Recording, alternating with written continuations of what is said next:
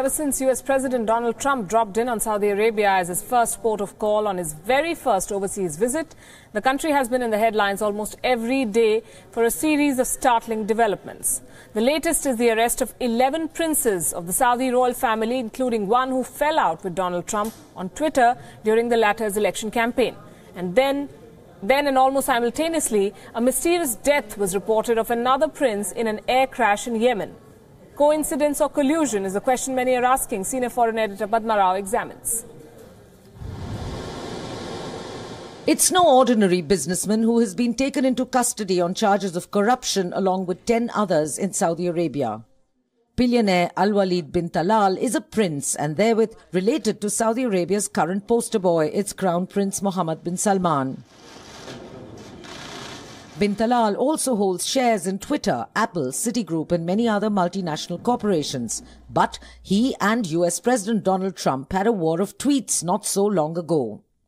Trump in December 2015, "You are a disgrace not only to the GOP but to all of America. Withdraw from the US presidential race as you will never win," unquote. Trump tweeted back, also in December 2015, "Dopey Prince Talal wants to control our US politicians with daddy's money. Can't do it when I get elected," unquote. The US president is said to be close to the Crown Prince Mohammed bin Salman and trying to help him secure a tighter hold over Saudi Arabian policies and politics. And hardly any Middle East watcher is surprised at the sheer number of rapid changes in Saudi Arabia in the barely 5 months since the American president dropped in.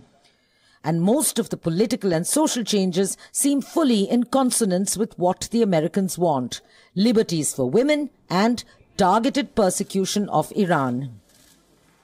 Now let's take a look at the relationship between the president and the prince.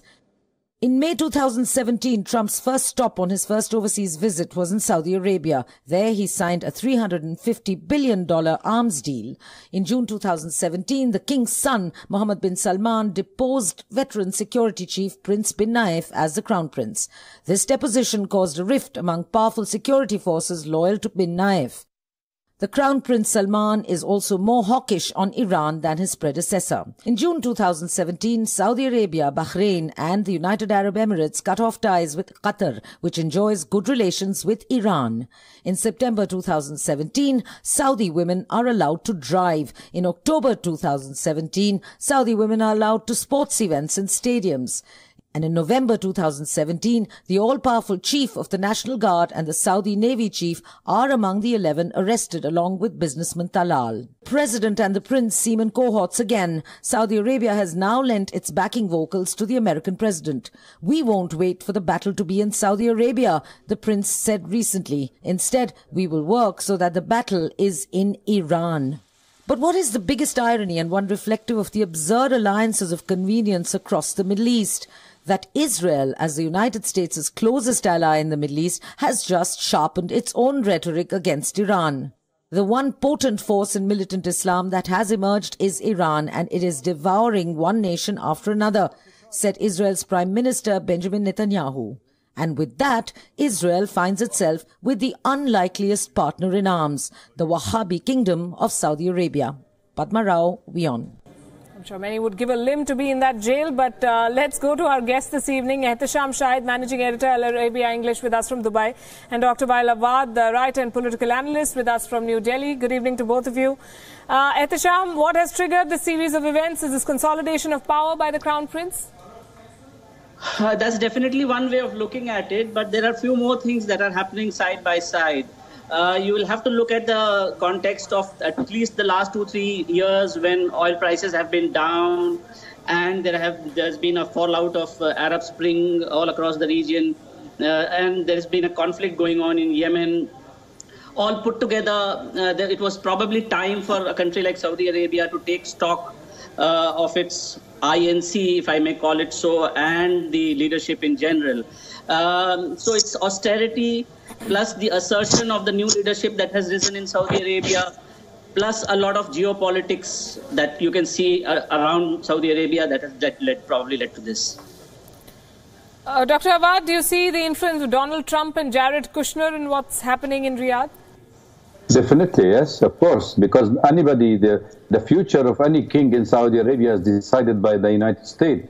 despite the fact that the royal family meets and all. But it's always the United States who will call the last shot for whoever to be the president, the king in Saudi Arabia. Remember when Mohammed bin Salman went to the Trump, President Trump, when he was elected, he pledged for him $200 billion for the infrastructure in the United States, and immediately he said he is a good chap, he could be the king.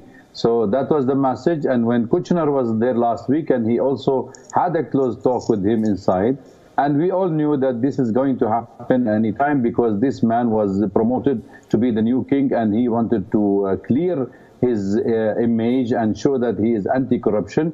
But the anti-corruption policy, it might be true, it is an anti-corruption, or but the fact of the matter, it's politicizing it, because it become a political coup rather than a real fight against corruption. Ehtisham, do you want to share your thoughts on this? Is this actually clearing up graft in Saudi Arabia, or is he just making his position stronger? He's also talking about reverting, if that's the right word, to modern Islam. How difficult is that in the Saudi Arabian context? Well, whether it's difficult or not, Saudi Arabia was in a position where there was no going back. So it had to basically take this as an opportunity to move forward. Because the perception of Saudi Arabia has been that of a very conservative kingdom for a long time.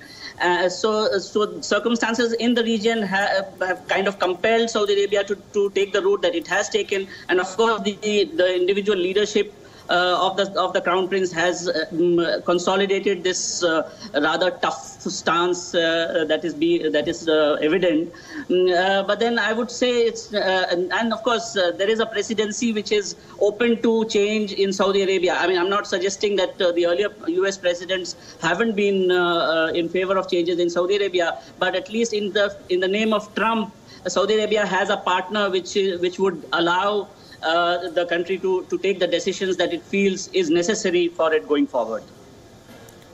Right, and this is coming at a time when Saudi Arabia, Dr. Awad, is also accusing Iran of firing missiles towards Riyadh, when we know a prince has died in a helicopter crash, and many are saying that all these events cannot be sheer coincidence. Well, two princes, in fact, has been killed in the last 24 hours. Yes, there was a shootout also with the one of the prince. He was killed because he was refused to surrender. And also we have to take in consideration that you remember that it is the coalition led by Saudi Arabia which is having the besieged Yemen from all the sides, from the sea, from the sky, and from the root. So therefore there is no question of Iranian rockets, ballistic missile inside Yemen that can fire. But you know, when you are raising the ante and you wanted to give Saudi Arabia the lead role in the area, while they are having a war in Yemen for the last 3 years, and now they're giving them the lead in the Gulf issues where they are fighting with Qatar. And it has to be Iran that you can raise the campaign against the Iranian as a Shia and make it Shia versus Sunni. That is the ultimate goal for any kind of sectarian violence in the region.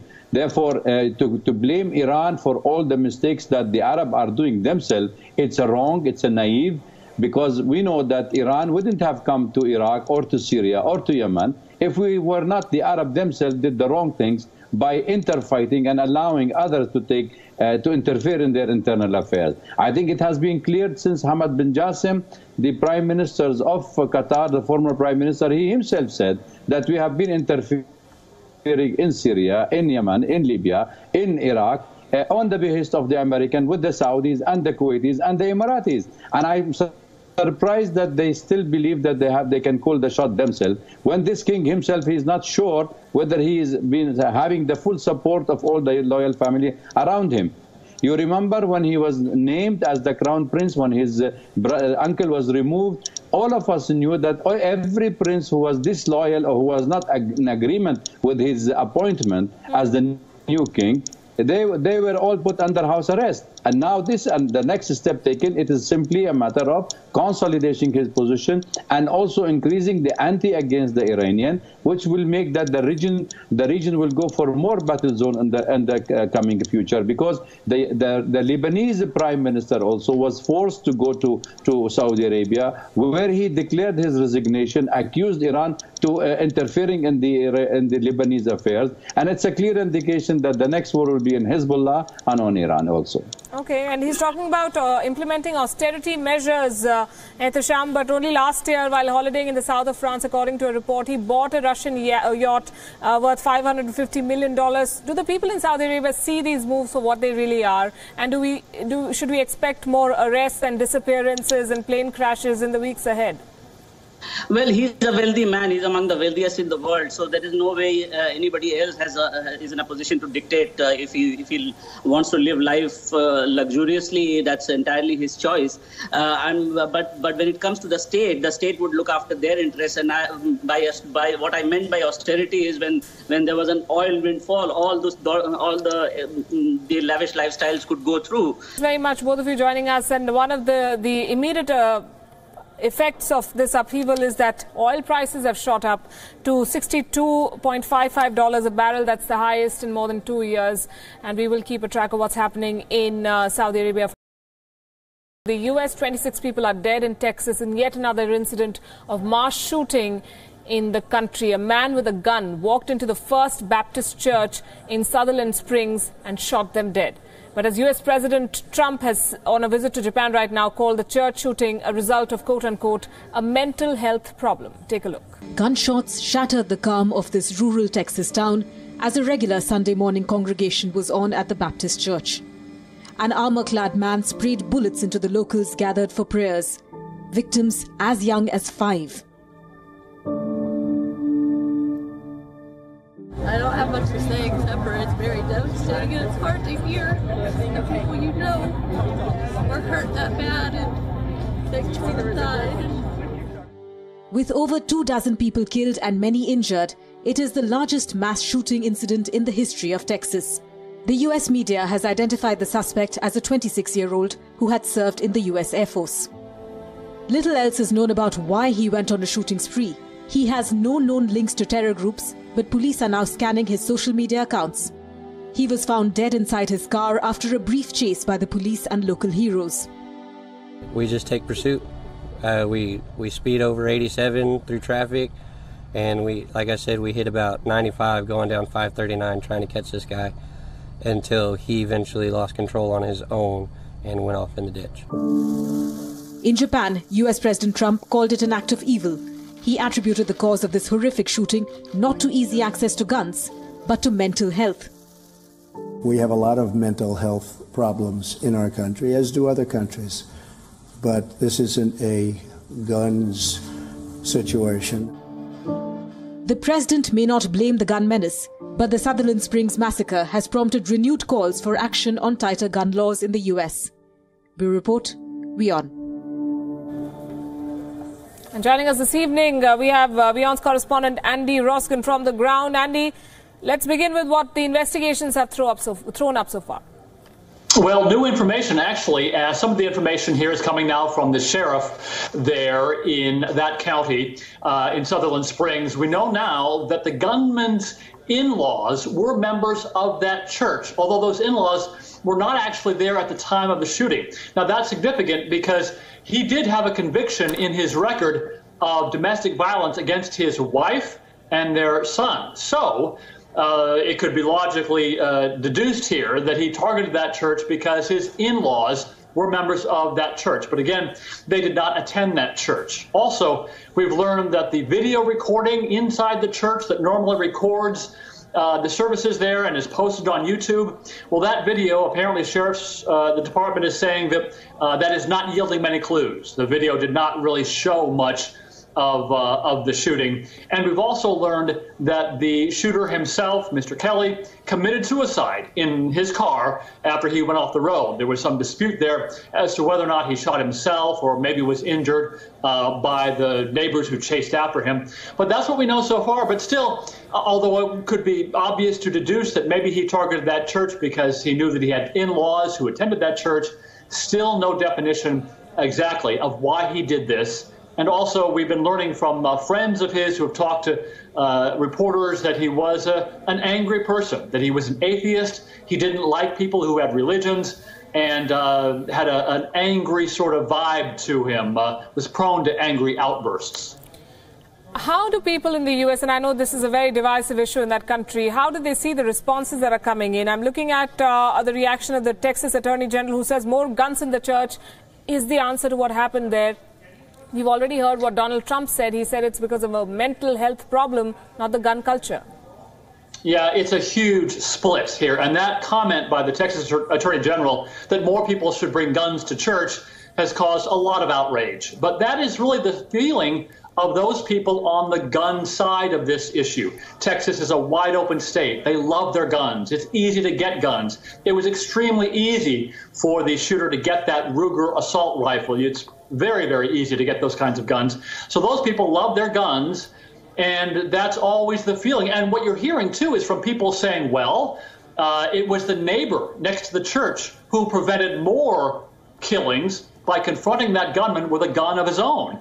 So that's kind of how they flip the argument, that you need more guns to prevent more gun violence like that. Of course, that argument is absolutely trashed by the other side, which says this is ridiculous.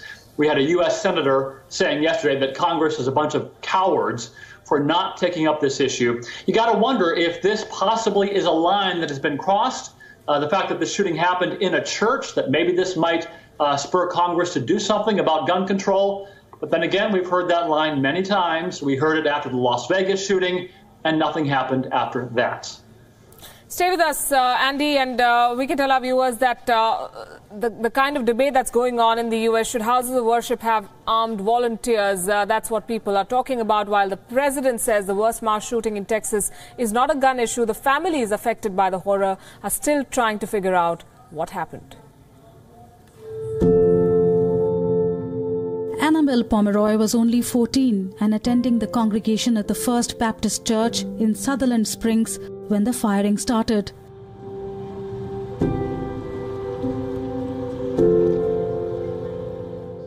Her father is the pastor of the church, but this Sunday he and her mother were away. Her father described her as a very beautiful, special child. The small town in Texas is mourning the loss of 26 people, many of them as young as 5. Locals are struggling to come to terms with the incident called the worst mass shooting in Texas. Sutherland Springs is a small town with a tight-knit community where locals know each other. We've lost some great friends today, and we had some really great friends injured.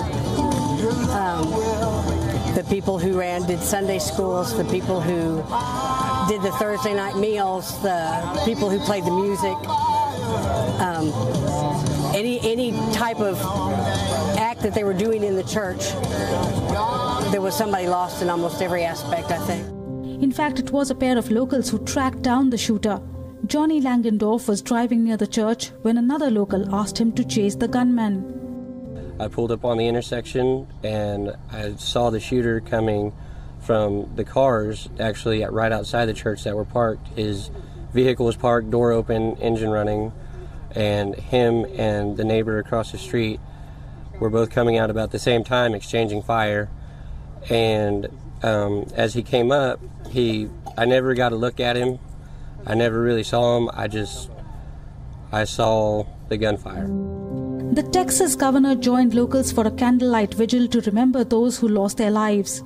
As families, friends and neighbors mourned, they said they only want to show the world that there's light in the midst of darkness. Bureau Report, WION. 8 members of a single family were killed. Andy, my question to you is, there are 20 people, I understand, who also sustained injuries. How serious are those? Is the toll expected to go up? You know, there are roughly 3 to 5 more people in the hospital who are considered to have very serious to critical injuries. So it's just a matter of time of hoping they can pull through. We don't know, but the injuries, the rest of the injuries range from survivable injuries, of course, to those more critical ones. So we'll see. We'll hope for the best that they will pull through. Andy, we've seen many unfortunate turns of events in the U.S. over the past few weeks, from Las Vegas to New York to now Texas, and we keep coming back to this question. What is the definition of a terrorist? Is it the color of his skin? Is it his religion? What defines a terrorist in the West? Well, it's been debated here, too, as Padma pointed out in her report there. But here in America, generally speaking, authorities will say that a quote-unquote terror attack is based on a religious ideology, killing people in the name of a religious background, a religious ideology, like the terror attack in New York, where the suspect admitted he was doing what he did on behalf of ISIS, whereas opposed to what happened in Las Vegas, was a man who we still even don't know the motivation for. He just randomly shot at all those people and killed 58. And of course, there's the other one other side to this is the hate crime, as it's called, killing. A couple of years ago, there was a young man who walked into a church in South Carolina, a white man who shot a black church, a black majority of people, victims there. And that was termed a hate crime because he was targeting them for their race. So you've got race, you've got religion, which constitute a terror attack, and then in Las Vegas, the case where nobody really can pinpoint why he did what he did. Most unfortunate, whatever it was, and our thoughts with the families of those who died. Thanks very much, Andy Roskin, for joining us this evening from the U.S.